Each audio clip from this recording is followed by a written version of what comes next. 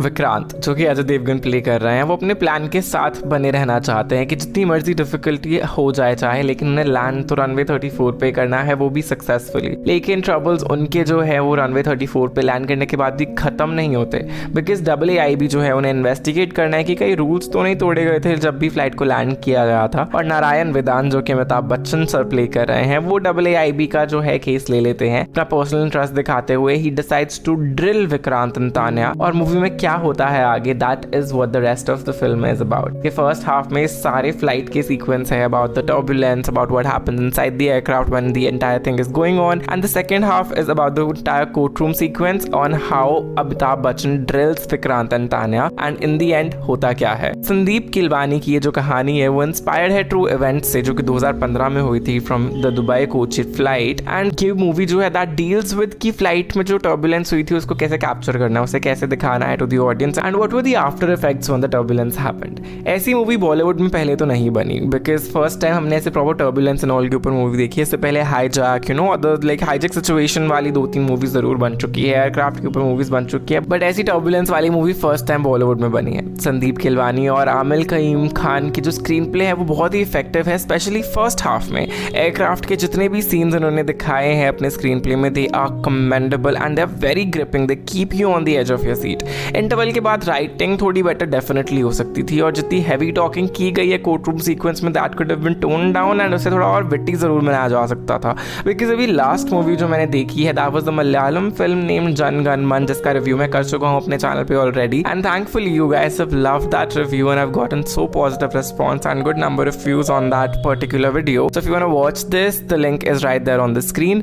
And उस movie में भी एक कोर्टरूम सीक्वेंस था जो बहुत ही ज्यादा एंगेजिंग था, बहुत ही ज्यादा ग्रिपिंग था। तो इस पर्टिकुलर मूवी यानी रनवे 34 का जो कोर्टरूम सीक्वेंस था वो काफी ज्यादा ठंडा पड़ गया उस मूवी के सामने, because I had just seen that movie before this, तो मुझे इतना पसंद नहीं आया इस मूवी का courtroom sequence. But overall if I say the movie was gripping, the movie was something new that I have not seen in Bollywood before. और संदीप किलवानी और आमिर कईम खान के डायलॉग्स जो उन्होंने लिखे हैं, they are also very sharp. कुछ डायलॉग्स ऐसे भी थे जो हमें हंसा देते हैं, लेकिन in the end courtroom sequence could have been better and this movie would have been perfect. इस मूवी में अजय देवगन और रकुलप्रीत सिंह के अलावा बमन ईरानी भी हैं जो कि क्राफ्टी एयरलाइन के ओनर बने हैं, आकांक्षा सिंह भी है जो कि विक्रांत की बहुत ही सपोर्टिव वाइफ बनी है, अंगीरा धर जो कि अजय देवगन की लॉयर है, अमिताभ बच्चन जो कि चीफ एंटागनिस्ट के रोल में है, जो बहुत इंटिमिडेटिंग है और एकदम परफेक्टली हिंदी बोलते हैं, which we all know already. और उनकी जॉब है पता लगाना कि एक्चुअल में हुआ क्या था। जितने भी ये कैरेक्टर्स हैं they are very much forgettable. I mean Amitabh Bachchan को छोड़कर बमन ईरानी, आकांक्षा सिंह, अंगीरा धर जो है, ये इन तीनों को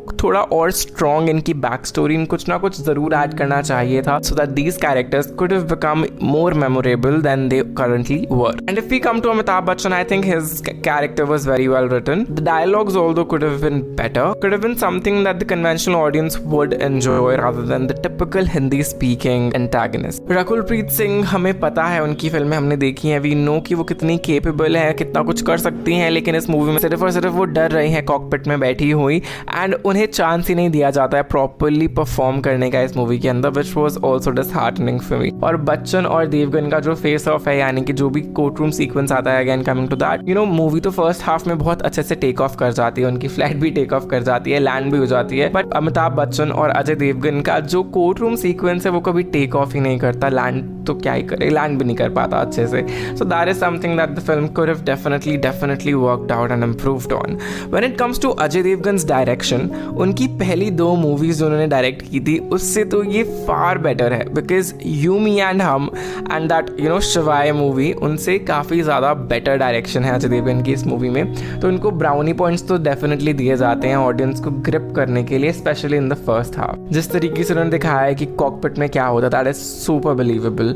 इंटरमिशन का पॉइंट जो है that is also like, you know, decent interesting. Narayan Vedant जो है सेकेंड हाफ में एक्साइटमेंट और बढ़ा देते हैं with his entry and you know how he grills both of them. But again second half थोड़ा नेल बाइटिंग नहीं था फर्स्ट हाफ की तरह, and it drags at a particular point and becomes too talk heavy. कुछ ऐसे moment जरूर थे second half में दैट स्टूड आउट, बट थोड़ा लेंथी जरूर लगा second half. And if you looking for the suggestion कि क्या आपको इसे बड़ी स्क्रीन पे एंजॉय करना चाहिए और you you should wait for it to come on Amazon Prime or some other OTT platform, then my suggestion would be कि you should experience it on the big screen because ये बहुत ही scary experience भी depict करती है in the first half. Near disastrous aviation mishap जो भी recent times में हुआ था उसे पोर्ट्रे करती है एक engaging characters, thrill और ड्रामा को मिलाते हुए. और इस मूवी में बहुत ही अच्छे तरीके से ये भी दिखाया है कि फ्लाइट की लैंडिंग के टाइम पे किस किस चीज़ों का ध्यान रखना होता है पायलट को, which we never think about as a layman, and what can happen अगर डिसीजंस जो है वो टाइम पे नहीं लिए जाते. और जो एयरक्राफ्ट के अंदर के सीन्स हैं they are very interesting because passengers जो उन्होंने एक मिक्सअप पूरा बिठा रखा है वहाँ पे. There is a crying baby, there is like a senior citizen who is ailing, there is a middle aged man जिन्हें की फ्री ड्रिंक्स चाहिए, and there is a journalist who is an aviation journalist, and there is a YouTuber that I don't personally like जो कि उस plane पर है and वो capture कर रहे हैं सभी इवेंट्स को अपने फोन के ऊपर. और मुझे कहीं ना कहीं लगा था कि ये सभी कैरेक्टर्स जो हैं वो इन्वेस्टिगेशन के टाइम पे वापस जरूर आएंगे एंड इन कैरेक्टर्स को कुछ ना कुछ रोल जो है वो दोबारा आएगा, but that did not happen and that was something that I expected. तो मुझे उस पार्ट में भी थोड़ी कमी जरूर लगी. बट ओवरऑल रनवे 34 जो कि 35,000 feet up the sky है, it is very well able to add the thrill to the movie, and without bringing any romantic angle, without bringing any unnecessary emotional outburst इस movie को बनाया गया है. So that again is one very positive point. Otherwise any Indian movie when we see उसमें कोई ना कोई फालतू का romantic angle घुमा देते हैं. Example being Attack, John Abraham's Attack that released very recently. The romantic angle with Jacqueline Fernandez was not even required in the film, but they just added it for the sake of it. But when it comes to Runway 34, it definitely is a movie that you should enjoy on big screen because it's edgy, it's fast paced, it's engaging, and it serves you a big screen cinematic experience that you won't get disappointed after viewing. So that was the video guys. अगर आपको opinion अच्छा लगा हो then please मुझे comment section में बताइए, and if there was something जो आपको पसंद नहीं आया इस वीडियो में आप उसके बारे में मुझे जरूर बता सकते हैं comment section में so that I can improve in the next videos. If you like the video then do like the video, and if you love the video then do subscribe to my YouTube channel by pressing the bell icon, and so whatever I upload next you get the notification first. Also remember to follow me on Instagram and Twitter. The handles are right in front of you. Thank you so much. See you next time.